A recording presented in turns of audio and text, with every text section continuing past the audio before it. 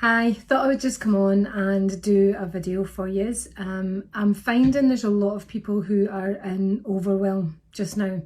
I think the first couple of weeks it was fine, the third, fourth week it's starting to get a bit, but I think there's the reports I'm getting anyway from some of the people that I've been working with and some of the people that I'm engaged with in various different groups is that it's kind of hitting home this week. And it can be, you know, when emotion takes over, you're off and you're on a galloping horse to go, God only knows where.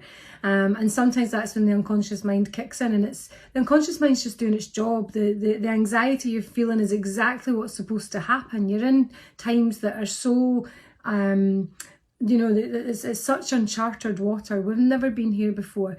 So, you know, to be feeling, if you're feeling anxious or you're feeling a bit overwhelmed, it's perfectly natural.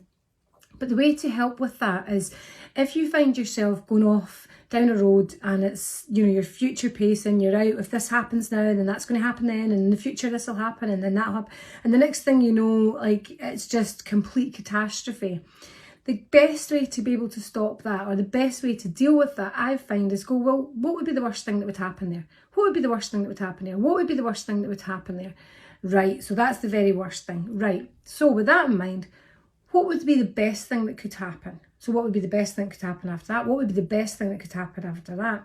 So you end up with almost like, if you can imagine, like a set of scales. So on this hand you have it's everybody's going to die, nobody's going to get better from this, everything's just going all to pot, the world's going to end, to this is just like, we will get through this, we will get to the end of this. In fact, this will make the world a better place, this will make me a better person, this will create a utopia, the world will be absolutely amazing after this. Everybody dying and the world coming to an end is not really going to happen. Everybody to be completely happy and the world would be a utopia, it's not really going to happen. So when you balance this and you look at both sides and you look at all the things that you think could potentially go wrong and all the things that you would love to go absolutely right, when you look at that and you find the balance, there's usually a thought in the middle that's kind of like, do you know what? The only thing I can control is how I think.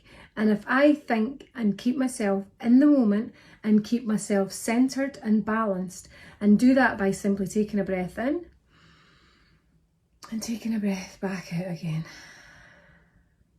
and gathering yourself in that moment, what you'll find is that you've found what's called the wise mind. So the overwhelm and going off to the worst is the emotional mind. It's driven purely by emotion.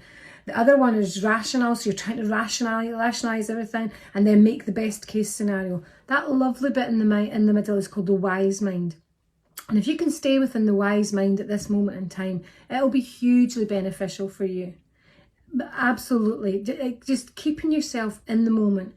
And while you stop and think of your breath, just think 5, 4, 3, 2, 1. Think of 5 things you can see, 4 things you can hear, 3 things you can feel, 2 things you can smell, and 1 thing you can taste.